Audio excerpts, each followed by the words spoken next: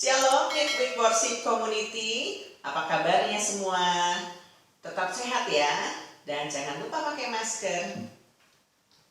Ya, tetapi ingat baik-baik bahwa Tuhan yang berdaulat atas hidup kita. Mari Amin. kita menyembah Tuhan Yesus, Tuhan dan Raja kita.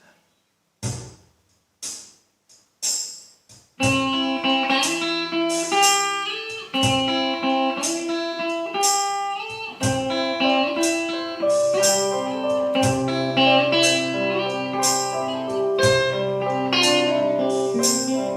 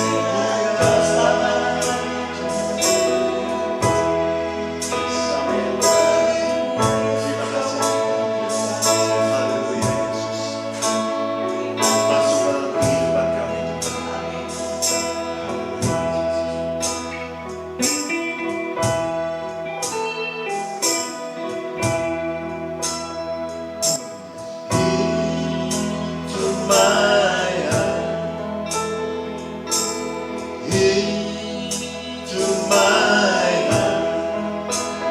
Come into my heart, Lord Jesus.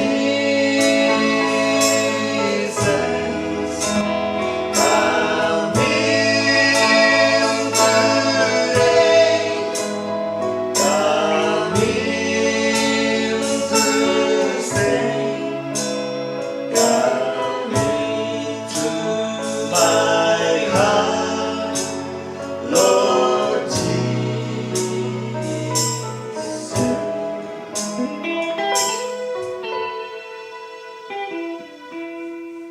Tuhan Yesus, biarlah Engkau selalu bertahta di dalam hati kami, yang berdaulat atas kehidupan kami juga di masa sekarang ini. Kami benar-benar merasakan pertolongan dan perlindungan Tuhan di masa-masa saat ini. Dan kami butuh Tuhan Yesus kekuatan yang senantiasa baru setiap harinya. Yaitu ketika kami bertemu dengan Tuhan di dalam doa-doa kami, pada saat kami juga menerima firman-Mu, juga saat ini Tuhan Yesus, kami mau siapkan hati kami untuk menerima kebenaran firman-Mu. Urapi hamba-Mu, dan kami percaya firman Allah itu yang akan memberkati semua Midweek Worship Community yang saat ini bergabung. Dan biarlah Tuhan Yesus, firman itu yang akan terus menuntun kami melewati kehidupan kami ke depannya. Terima kasih Tuhan, kami siap untuk menerima firman-Mu di dalam nama Tuhan Yesus. Kami bersyukur. Haleluya. Amin. Amin. Hari ini kita akan dilayani oleh sahabat Midweek Worship Community, Pastor Yotam. God with us.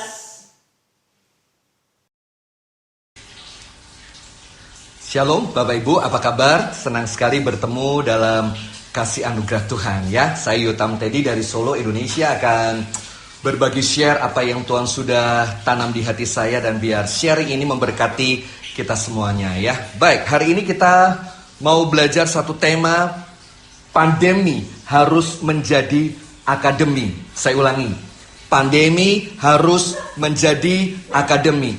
Nah, kita tahu bahwa di Indonesia, bahkan di seluruh dunia, kita menghadapi satu pandemi bersama-sama yang cukup berat. Berat karena impact dari semuanya itu ada dalam politik kena, kemudian bisnis kena, kemudian dalam struktur organisasi, bahkan gereja pun terkena imbasnya. Nah, kadang-kadang nih Tuhan sengaja memakai cara-cara atau sebuah momentum-momentum untuk membentuk kita, saya dan saudara sekalian, untuk kita menjadi serupa dengan Dia. Makanya Tuhan butuh alat, dan alat ini macam-macam, bisa masalah, problem, dan apapun juga. Nah, kebetulan COVID-19 ini menjadi sebuah sarana buat kita untuk dibentuk lebih lagi. Makanya saya suka tema hari ini, yaitu pandemi harus menjadi akademi.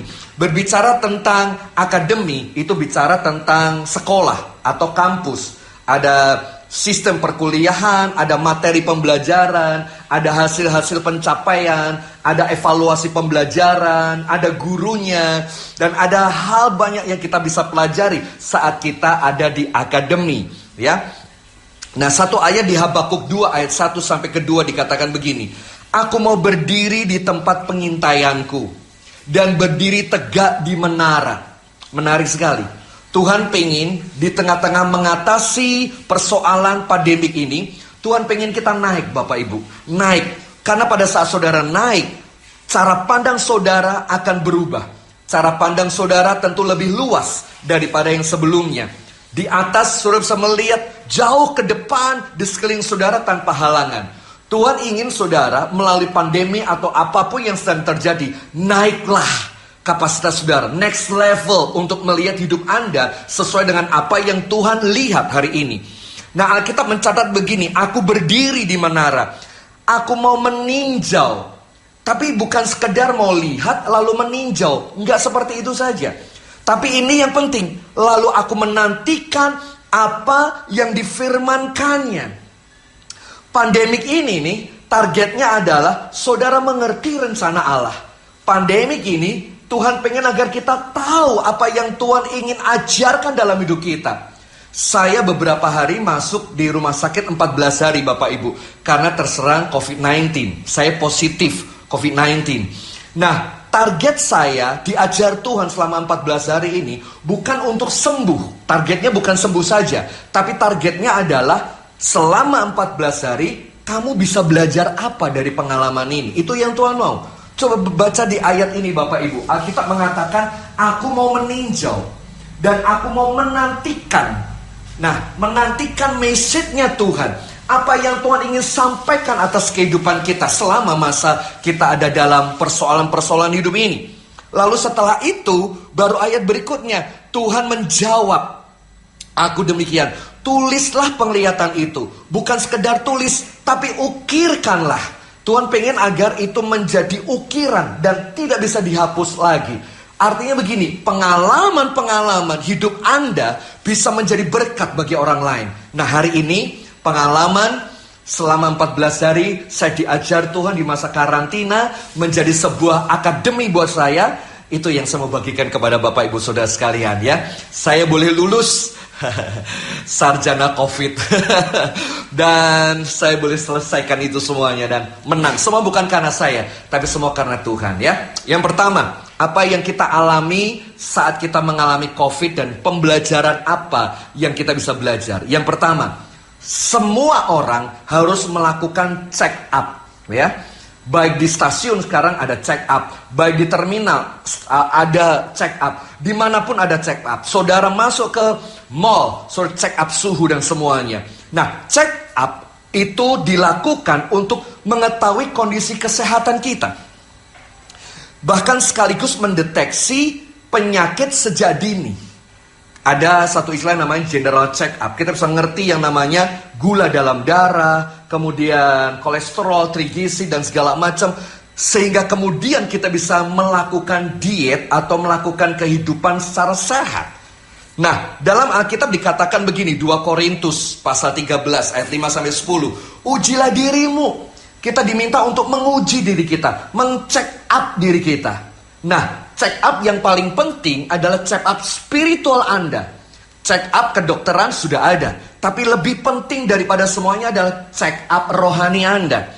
Nah, Donald Whitney dia menulis spiritual check up. Ada beberapa hal dia mengutarakan pertanyaan-pertanyaan untuk ngecek rohani saudara apakah sehat atau tidak. Yang pertama, apakah kau sedang mengalami haus akan Tuhan atau tidak? Kedua, apakah Anda makin dikuasai firman atau tidak? Apakah Anda makin banyak mengasihi atau makin membenci malahan?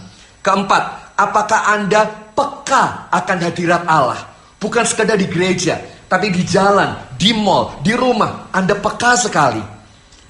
Apakah Anda mulai makin peka akan kebutuhan orang lain, bahkan kebutuhan rohani kita, jasmani kita, maupun jasmani orang lain? Selanjutnya yang keenam, apakah Anda menaruh kesukaan di dalam menjadi mempelai Kristus hari ini? Apakah Anda disiplin rohani menjadi sebuah hal yang penting atas kehidupan Anda? Nah, ini hal-hal untuk ngecek diri kita. Belum lagi yang ke-8, masihkah Anda berduka cita saat saudara melakukan dosa? Bukan sekedar menyesal, tapi menumpahkan duka cita dan berkata, Tuhan ampuni aku, dan aku mau meninggalkan semuanya. Lalu yang ke-9, apakah Anda makin cepat mengampuni atau tidak? 10, apakah Anda merindukan surga? Hidup bersama-sama dengan Anda nantinya bersama dengan Yesus. Nah, ini check up rohani itu penting. Saat saya dicek dan saya dapatkan bahwa saya positif COVID-19, jujur Bapak Ibu, saya takut, saya down waktu itu. Karena saya bisa membayangkan beberapa hari saya harus di rumah sakit dan itu berat buat saya. Sempat ngalami down dan sempat hampir marah sama Tuhan. Kenapa kok bisa? Minggu depan Natal, saya masuk rumah sakit 17 Desember. Jadi minggu depannya itu Natal. Secara jasmani, secara hamba Tuhan yang udah memplanning semuanya, ya rasanya kami bergumul sekali pada saat kami tahu bahwa saya positif gitu. Tapi itu saya merasa bahwa saya sedang dicek. Apakah di tengah-tengah seperti ini, agenda pelayanan yang kayak begini, Tuhan pengen tahu hati saya. Apakah tetap ada anugerah dan tetap ada damai. Dan ini penting sekali. Banyak orang tidak mau dicek karena takut. Ya, ini yang pertama, check up rohani Anda, check up diri Anda. Nomor 1. Nomor 2, percaya dan jangan takut. Ini yang nomor 2 Bapak Ibu. Alkitab mengatakan di dalam 1 Petrus 5 ayat ke-7, serahkanlah segala kekhawatiranmu kepadanya, sebab ia yang memelihara kamu. Dalam bahasa terjemahan yang lain dipakai ada kata worries and stress. Tuangkan semua kekhawatiranmu, pour out. Tuangkan semua sampai habis titik darah yang terakhir, sampai itu kayak gelas itu udah kosong. Tuangkan semuanya. Semua stres, semua khawatiranmu, dan percayalah kepada Tuhan. Saat saya ada di IGD, jujur ya Bapak Ibu ya, oksigen saya udah sampai titik rendah sekali. Harus normalnya itu sekitar 90-an sampai 100. Saya udah menginjak 70. Dan bahkan analisa dokter saya di bawah 60. Itu nafas udah ngos-ngosan. Siang hari saya kontrol, check up di rumah sakit, itu rasanya udah ngos-ngosan sekali dah. Saya tuh kayak, saya sadar, waduh, ini jangan-jangan saya mau mati ini ya. Saya benar-benar takut waktu itu Bapak Ibu. Tapi saya coba jaga, atur nafas, dan kemudian saya masuk ke IGD waktu itu. Nah, titik stres istri saya ada di tanggal 17 itu, di mana saya ada di IGD dan istri yang menghadapi dokter. Dokter ngomong gini, Bu, harusnya Bapak ini tidak di rumah sakit ini, karena rumah sakit ini terbatas sarananya. Silahkan kalau Ibu mau pindahkan Bapak ke rumah sakit yang lain. Tapi saya tidak menjamin Bapak bisa selamat dalam kondisi seperti ini. Bisa-bisa paru-paru dan jantung Bapak bisa berhenti di situ. Wah, istri saya dengar kayak gitu Bapak Ibu, wah langsung shock, khawatir, dan dia diam dan ngalami banyak hal, pikiran-pikiran yang berkecamuk begitu ya. Lalu dokter ngomong gini, harusnya Bapak di ventilator. Jadi ada alat yang dimasukkan ke mulut saya untuk langsung tembak ke paru-paru saya. Karena memang kondisi paru-paru Bapak mengalami penurunan yang cukup signifikan sekali. Harus istilahnya di bypass dengan yang namanya alat ventilator. Tapi rumah sakit ini hanya cuma punya satu alat ventilator, dan itu dipakai pasien, dan ada satu pasien sudah nunggu. Jadi Bapak kayaknya dengan keterbatasan alat, kalau Ibu mau tetap Bapak di sini. Kemudian istri saya mikir, langsung dia ngomong, suami saya akan sehat, gak usah pakai ventilator, gak apa-apa. Masuk di ruang karantina yang hanya cuma oksigen aja Bapak Ibu, hanya oksigen aja, nggak apa-apa. Saya percaya suami saya bersama dengan Tuhan. Lalu dia masuk ke kamar saya, dia sempet dia diam, saya juga diam. Saya cuma tanya, kok lama banget gitu ya. Istri saya nggak cerita apa-apa, nggak apa-apa.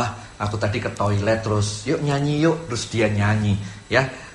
Dia nyanyi satu lagu, kemudian saya ikut nyanyi, dan itu menyembah luar biasa. Istri saya tenang dan semuanya tenang semua. Kami lewati itu Bapak Ibu. Jadi perasaan takut ada pada kami semuanya. Hamba Tuhan terserang ketakutan, pasti. Semua kita manusia. Kabar apapun bisa membuat kita kecewa, membuat kita stres, membuat kita mengalami kekhawatiran yang begitu hebat. Tapi ayat ini berkata, serahkanlah.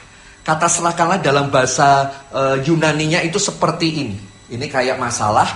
Serahkanlah itu bukan berarti menyerahkan begini. Enggak. Tetapi kayak melempar. Melempar. Ini dilempar. Terus kemudian tidak diambil lagi. Nah, itu kata menyerahkan. Berarti sekali lepas, selesai. Percaya sama Tuhan bahwa Tuhan yang ambil alih, bahkan Tuhan yang menyelesaikan. Percaya, saya tidak tahu persoalan saudara apa. Tapi kalau ayat ini berkata, serahkanlah kekhawatiranmu kepadanya. Berarti kepada Tuhan, serahkan. Tuhan akan ambil alih dan ada change, pertukaran. Kau yang khawatir diberikan damai. Kau yang takut diberikan keamanan, damai, sejahtera. Sehingga kau bisa menjalani kehidupan ini jauh lebih baik. Amin Bapak Ibu, amin ya. Nah ini saya mau share ini. Hidup kita tidak ditentukan oleh situasi. Situasi apapun, kondisi apapun, mau seburuk apapun, hidup kita harusnya tidak ditentukan oleh situasi. Saudara tahu yang namanya termometer dan thermos gun ya. Kalau termometer itu ada air raksa.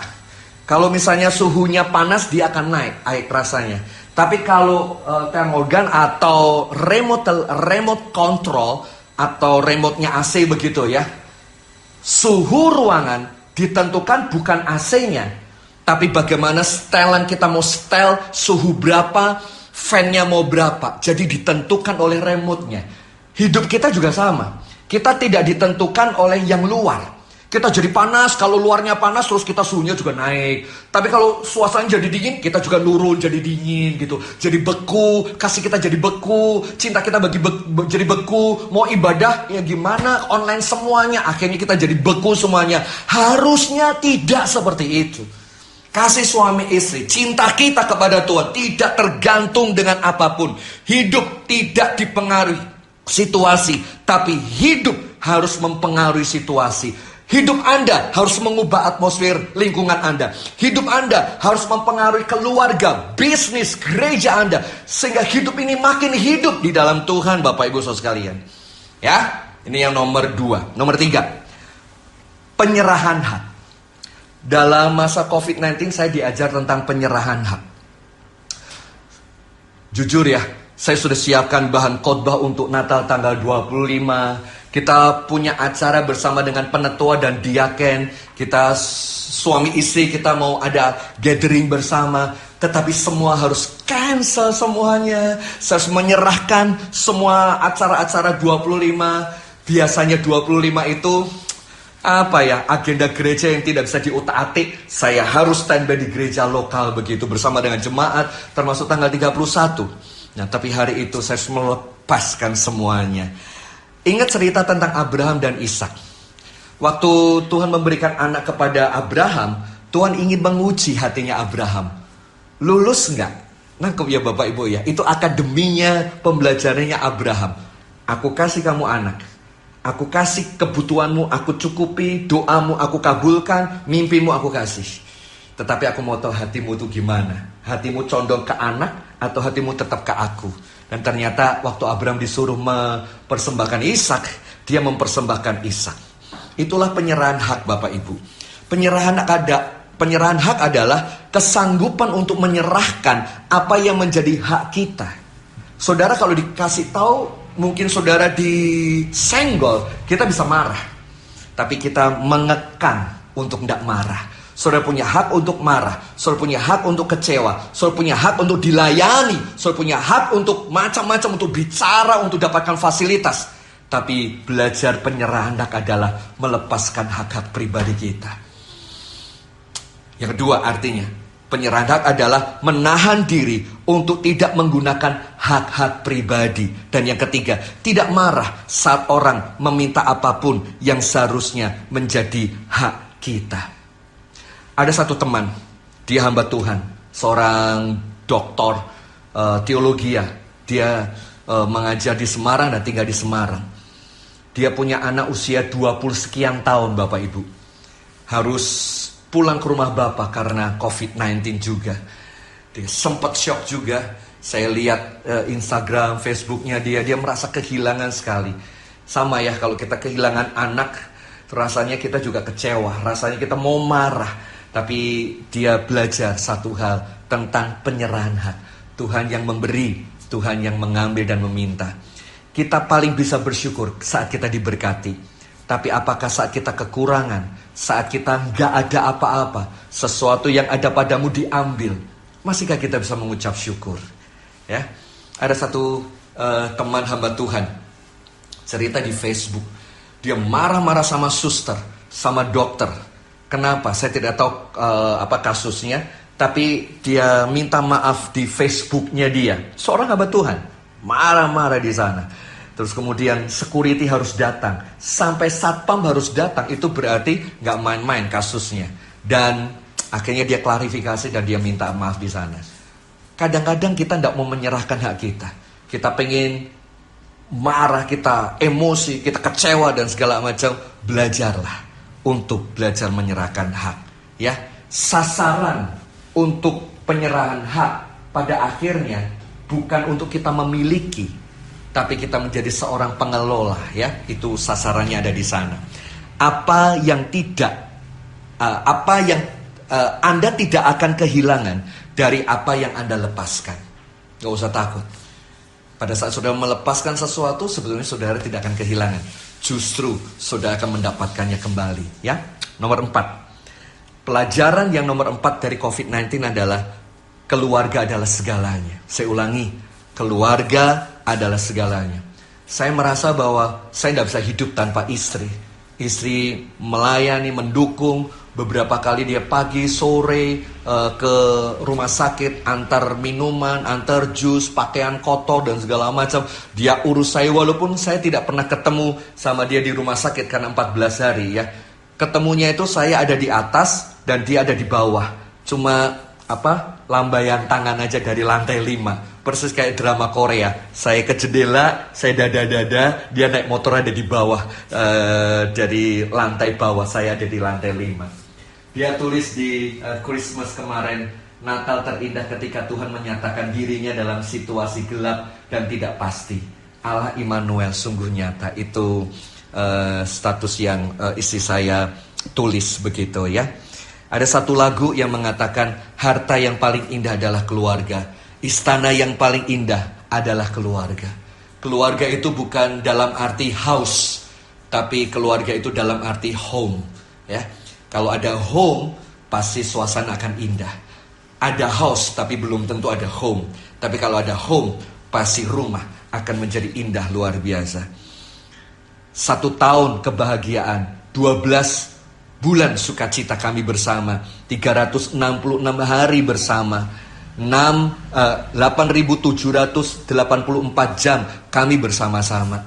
Kami sedang membuat cerita di akhir tahun kemarin untuk masa depan kami berdua. Nanti kalau misalnya sudah tua, kami bisa merenungkan kembali. Kalau video ini masih ada, nanti waktu kami usia tua, kami mau dengerin lagi untuk kami tahu bahwa perjalanan pernikahan ini semua karena anugerah. Dan keluarga itu adalah anugerah. Nomor 5. Pembelajaran nomor 5 adalah kita disembunyikan oleh Tuhan. Dengar baik-baik Bapak Ibu, 14 hari saya disembunyikan Tuhan. Luar biasa. Selalu ada tempat-tempat, kalau saudara baca di kitab, selalu ada namanya tempat-tempat di mana Tuhan menyembunyikan hamba-hambanya. Ya, saya mau kasih contoh. Musa disembunyikan Tuhan 40 tahun. Daud disembunyikan Tuhan usia 17 tahun sampai 30 tahun. Karena usia 30 tahun dia baru jadi raja. Tapi antara 17 sampai 30 tahun dia kemana? Dia dalam masa pelarian dan disembunyikan oleh Tuhan. Saudara tahu Elia disembunyikan di gua, Yusuf disembunyikan di penjara, Daniel disembunyikan di gua singa, Yohanes disembunyikan di Pulau Patmos. Yesus sendiri disembunyikan sebelum dia melayani 40 hari doa puasa di padang gurun. Tempat persembunyian adalah tempat persiapan kita. Tempat persembunyianmu adalah tempat Tuhan sedang membentuk kita. 14 hari saya banyak diajar Tuhan. Salah satunya ini, saya dilatih untuk jam doa, saya dilatih untuk saat teduh, saya dilatih banyak hal untuk mengerjakan hal-hal yang Tuhan suka. Tempat persembunyian bukanlah tempat untuk selama-lamanya. Tempat persembunyian hanya transitmu saja, sebab ada tujuan yang jauh lebih besar yang Tuhan mau bawa ke sana. Kau sedang ada di transit mana hari ini? Jangan patah semangat. Tetap semangat di dalam Tuhan, karena di situ bukan tujuan. Nomor 6, milikilah harapan. Dalam Roma 5 ayat yang kelima dikatakan begini, dan pengharapan tidak mengecewakan. Pada saat saudara punya harapan di dalam Tuhan, tidak akan pernah mengecewakan. Kenapa? Karena Allah telah mencurahkan rohnya, pour out, mencurahkan sampai habis-habisan buat saya dan Bapak Ibu Saudara sekalian. Dengar, kalau orang tidak punya duit, dia masih bisa hidup. Kalau dia kehilangan sesuatu yang berharga, barang yang berharga, dia masih hidup. Tapi kalau orang udah tidak punya harapan, maka dia akan cepat mati.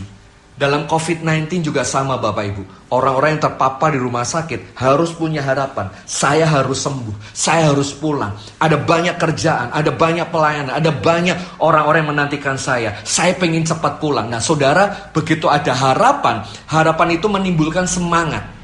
Ya, dalam Ibrani 6 ayat 11 dalam terjemahan bahasa Indonesia sehari-hari dikatakan begini. Kami ingin sekali supaya kalian masing-masing terus bersemangat sampai akhir. Sehingga kalian menerima apa yang kalian harapkan. Ya, pengharapan itu menimbulkan semangat. Kalau saudara punya semangat, saudara bisa menjalani hidup ini tentunya dengan jauh lebih bergairah. Ya. Roma 8 ayat 28, ayat yang terkenal. Kita tahu bahwa sekarang Allah turut bekerja. Dalam terjemahan bahasa Yunani-nya bagus. Sunergeo. Sunergeo itu artinya bekerja bersama-sama atau menjadi partner. To work together, help in work. Be partner. Tuhan ingin berpartner sama saudara. Lah kalau Tuhan berpartner sama kita bekerja sama Tuhan, apa yang susah sih sebetulnya? Karena Tuhan bersama dengan kita, pasti kita bisa lalui semua. Kerjaan yang susah, yang sulit, apapun, bahkan pintu yang tertutup, partner kita bisa buka pintu. Dia punya ide, dia punya kreativitas, dia punya kuasa yang luar biasa. Dia punya akses yang luas daripada akses yang kita punya. Haleluya, come on. Jangan patah semangat dalam hidup ini. Tuhan turut bekerja sama Anda. Tuhan sedang bekerja bersama dengan Anda. Kalau Anda lemah, Tuhan yang angkat saudara. Dan Tuhan tidak pernah menjadi lemah dengan apapun juga. Karena Dia Tuhan yang maha kuasa. Wow. Itu hebatnya partner Anda. Itu hebatnya teamwork together waktu Anda melakukan bersama dengan Tuhan. Oleh sebab itu jangan tinggalkan Dia waktu mengerjakan apapun juga. Ya. 7. Pelajaran yang nomor 7 adalah miliki yang namanya lemah lembut dan rendah hati. Ya, ini mata kuliah yang cukup berat. SKS-nya cukup banyak kadang-kadang. Lemah lembut dan rendah hati.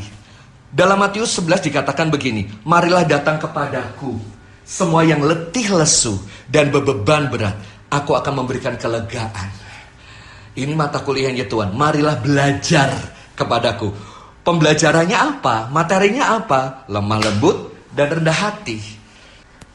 Kata lemah lembut itu diambil dari kata praus yang memiliki arti binatang yang dijinakkan.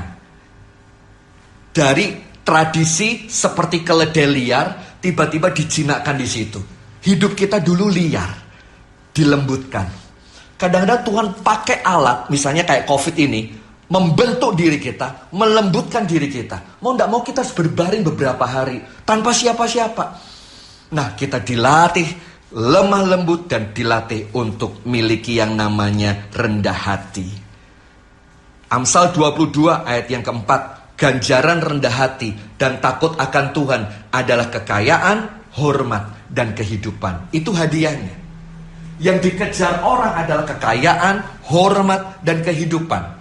Tapi Alkitab mengatakan itu bonus sebetulnya. Karena itu ganjaran. Yang dikejar orang harusnya apa? Menjadi lebih rendah hati. Mau dibentuk. Jangan suka marah-marah dalam pembentukan Tuhan. Rendah hati, mau terima apapun juga dalam kehidupan ini. Ya. Kedelapan. Miliki kehidupan yang sabar. Bahasa Inggrisnya passion itu diterjemahkan Indonesia jadi pasien. Jadi pasien itu ya harus sabar. Saya hampir nggak sabar menunggu saya pulang Bapak Ibu. Karena saya merasa saya udah nggak pakai infus. Saya udah sehat. Saya bisa jalan-jalan 15-20 menit. Saya udah sehat. Dan saya lihat obat-obatan yang saya minum hanya vitamin-vitamin saja. Saya ngomong, sus saya pulang ya. Pak sabar. Tunggu dokternya. Dokternya datang, Bu saya udah sehat nih. Saya pulang ya. Pak tunggu check up paru-paru yang terakhir ya. Nanti akan ada evaluasi dari kami. Jadi di masa COVID-19 itu Tuhan ajar kami sabar. Ya Bapak Ibu ya. Pengennya pulang, rindu sama anak, rindu sama istri, ketemu segala macam. Tapi ya harus sabar. Nah Amsal 16 ayat 32 dikatakan begini. Orang yang sabar melebihi seorang pahlawan. Orang yang orang yang sabar dan menguasai diri melebihi orang yang merebut kota. Belajar sabar ya. Memang pada saat kita belajar sabar itu memang gak gampang ya Bapak Ibu ya. Selalu aja ada persoalan-persoalan dalam kehidupan ini ya. Kalau saudara belajar kesabaran itu adalah salah satu dari buah roh. Jadi kalau saudara sabar, buah rohnya udah keluar ya. Nah, dalam kehidupan kita kita itu kalau dimanapun hari ini kita tuh dilatih sabar. Contoh nih, kalau saudara ada di restoran, minimal ada rangkap 5, saudara menunggu harus sabar. 1, menunggu tempat duduk yang masih diduduki banyak orang. Yang kedua, saudara perlu untuk menunggu menu makanan diantar. Saudara sabar di situ. Yang ketiga, saudara harus menunggu untuk memesan makanan. Betul nggak? Yang keempat, saudara perlu menunggu makanan yang dimasak. Itu yang nomor 4. Kelima, mau bayar di kasir, Anda juga perlu sabar. Bayangkan kalau perempatan jalan orang nggak sabar. Main selonong merah, main sikat, ya tabrakan akan terjadi.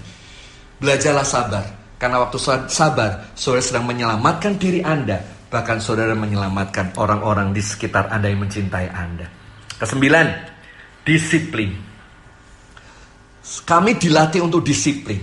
Disiplin minum obat, disiplin bangun tidur, disiplin olahraga, digerakkan. 1 minggu ndak jalan-jalan dengan seperti orang olahraga tuh rasanya kaki atau betis itu agak sih ngelember gitu ya Bapak Ibu ya, karena kami ndak banyak gerak waktu itu. Kami mulai mendisiplin pagi, siang, sore, 15 menit, jalan, olahraga, dan akhirnya sekarang tubuh jauh lebih bugar dan enak. 2 Timotius 1 ayat yang ke-7 dikatakan, sebab Allah memberikan kepada kita bukan roh ketakutan, melainkan roh yang membangkitkan kekuatan, kasih, dan ketertiban. Kata ketertiban dipakai kata zovranismos, yang artinya disiplin atau memiliki self-control, pengendalian diri. Disiplin itu ternyata menciptakan kebiasaan rohani dalam kehidupan kita. Nah, ada satu hal yang cukup terkenal, istilah 21-90. 21-90, ya. 21 itu maksudnya begini. Kalau kita mengerjakan 21 hari kebiasaan berturut-turut, maka itu akan menjadi habit buat kita. Saudara sedang meng-create habit atas hidup Anda. Tapi kalau Anda teruskan sampai angka 90, hari ke-90, maka itu akan menjadi lifestyle, ya, jadi budaya buat kehidupan kita. Nah, selama saya ada di sana, selama saya ada di rumah sakit dan begitu pulang, budaya yang ada di rumah sakit, kehidupan yang di rumah sakit, tiba-tiba saya bawa ke rumah. Baik itu tentang olahraga, obat, bangun, dan segala macam. Tiba-tiba rasanya ada kehidupan yang baru gitu. Dan ternyata itu kalau dilanjutkan sampai 21, dan itu luar biasa sekali, ya. Itu yang nomor 9. Saudara mau mengubah kebiasaan Anda, lakukan 21 hari berturut-turut. Nanti akan menjadi habit yang baru. Terakhir, kreatiflah selama masa COVID-19 ini. Lawan kreatif adalah membosankan. Kenapa rumah jadi bosan? Karena nggak kreatif. Saya juga sama, 14 hari itu ruangan gitu-gitu aja. Kalau saya nggak kreatif, saya akan membosan dengan kehidupan saya.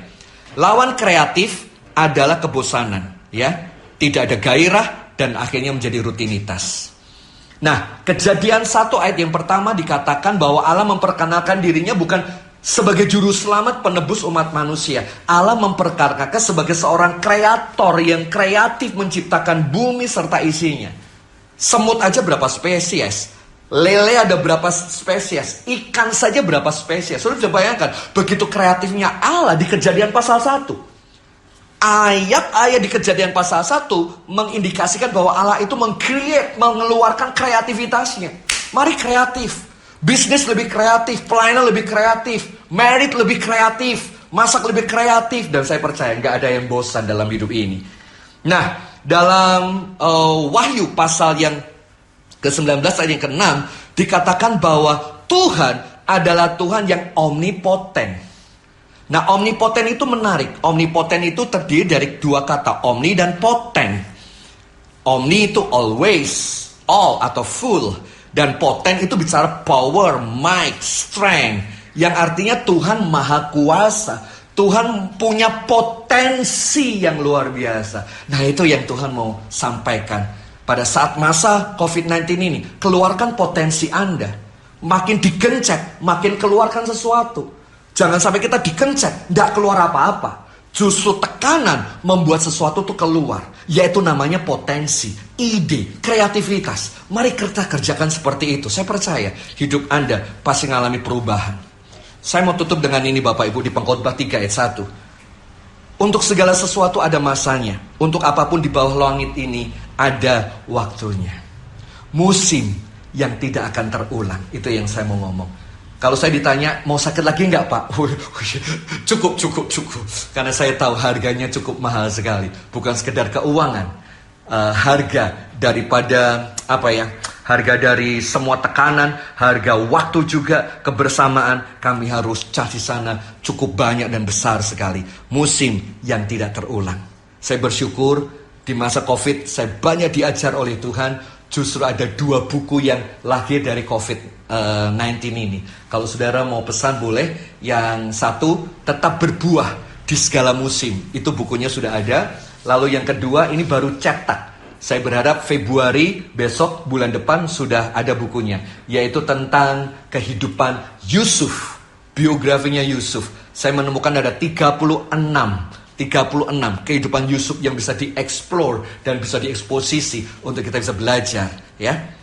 Tapi apapun juga kehidupan ini memang harus dilewati. Musim berganti musim, tetapi Tuhan tidak pernah berganti-ganti akan kasih dan kuasanya. Dia tetap sama mengasihi Anda. Nikmati prosesnya, jangan banyak protes agar saudara bisa progres. Saya ulangi, kita baca bersama ya. 1, 2, 3. Nikmati prosesnya. Jangan banyak protes agar kita boleh progres.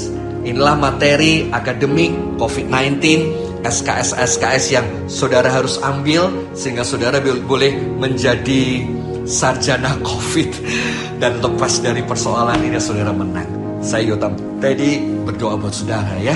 Oke, kita berdoa. Tuhan berkati semua teman-teman kami. Kami berdoa buat usaha, pelayanan, pekerjaan, rumah tangga. Biar semua sekolah di masa pandemi ini menghasilkan karya, kreativitas. Bahkan kami rindu justru masa pandemik ini kami check up rohani kami. Kami menemukan ada banyak hal yang perlu dijaga. Baik kehidupan kami, roh kami, keluarga kami disembuhkan.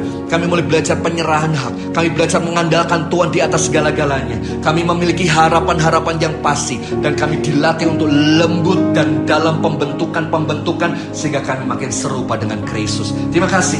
Dalam nama Yesus diberkati semua. Dalam anugerah, kasih sayang Tuhan Yesus memerdekakan kami, memenangkan kami, dan kami boleh menang bahkan lebih dari seorang pemenang. Demi nama Yesus kami berdoa. Haleluya.